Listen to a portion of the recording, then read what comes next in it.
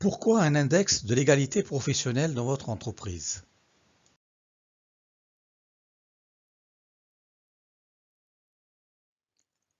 Dans cette séquence, nous allons voir ensemble ce qui constitue l'enjeu de cette nouvelle étape entreprise par le législateur en matière d'égalité professionnelle entre les femmes et les hommes.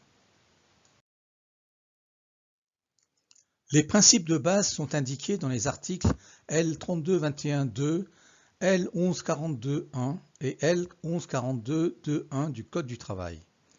Ces principes rappellent le droit à un salaire égal dès lors que, femme ou homme, il s'agit d'un même travail ou d'un travail de valeur égale, mais aussi l'interdiction de discrimination au regard du sexe au moment de l'offre d'emploi, du recrutement et tout au long de la carrière professionnelle. L'article 1142.2.1 interdit tout ajustement de type harcèlement en lien avec le sexe de la personne concernée. Les obligations faites par la loi se retrouvent dans les trois domaines suivants: la négociation, la couverture par un accord ou un plan d'action, la non-discrimination. Toute entreprise ayant au moins une section syndicale, et ce quelle que soit la taille de l'entreprise, doit conduire tous les ans une négociation sur l'égalité professionnelle avec des mesures pour supprimer les écarts de rémunération. Cette périodicité peut être portée à 4 ans par un accord de méthode express, notamment pour permettre la mise en œuvre d'un accord et l'évaluation des résultats concrets. À défaut d'un tel accord de méthode, l'entreprise doit prévoir la programmation de mesures sur la suppression des écarts de rémunération et le déroulement de carrière entre les femmes et les hommes lors de la NAO. Cependant, les entreprises comptant un effectif d'au moins 50 salariés sont tenues d'être couvertes par un accord ou un plan d'action à défaut d'un accord relatif à l'égalité professionnelle.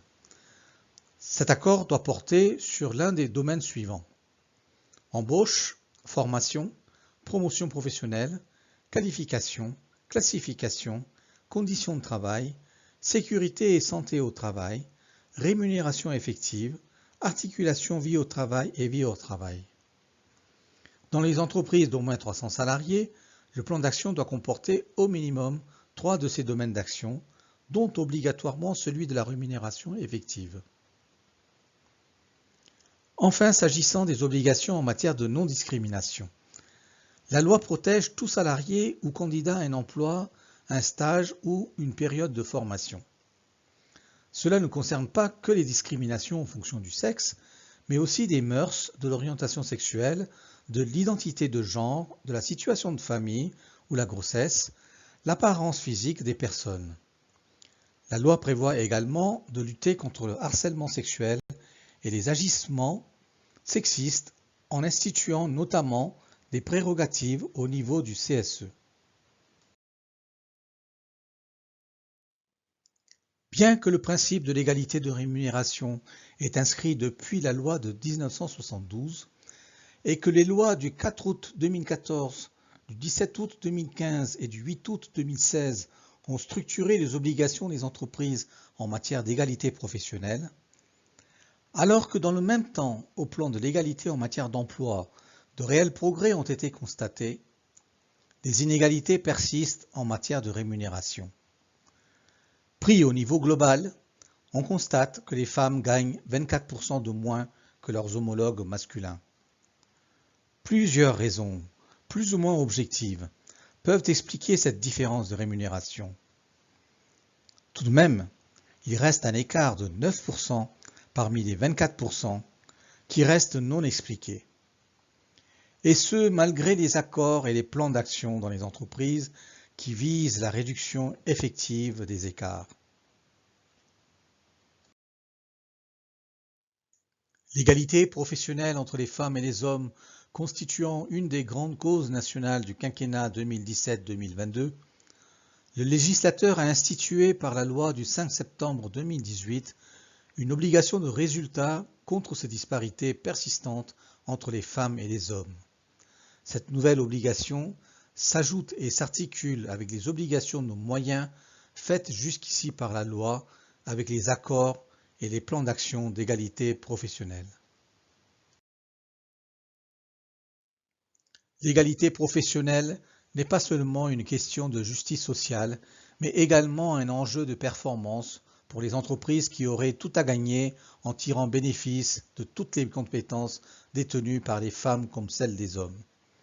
Cette nouvelle obligation de résultat engage la responsabilité de tous, des pouvoirs publics, des entreprises et celle des organisations syndicales et des représentants du personnel qui pourront disposer de moyens d'action avec la mesure objective des inégalités entre les femmes et les hommes dans chaque entreprise assujettie à cette obligation.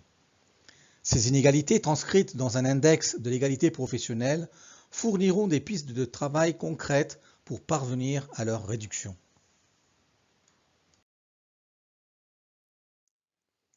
Pour clore cette première séquence, voici les textes de référence de l'index égalité professionnelle. La loi du 5 septembre 2018 qui instaure de nouvelles obligations pour les entreprises d'au moins 50 salariés relatives à la mesure et à la publication de leurs écarts de salaire. Le décret du 8 janvier 2019 qui donne les modalités de calcul de l'index et d'application de la pénalité sur les résultats. L'arrêté du 31 janvier 2019 sur les modalités de transmission et le décret du 29 avril 2019 sur les pénalités sur les obligations de moyens.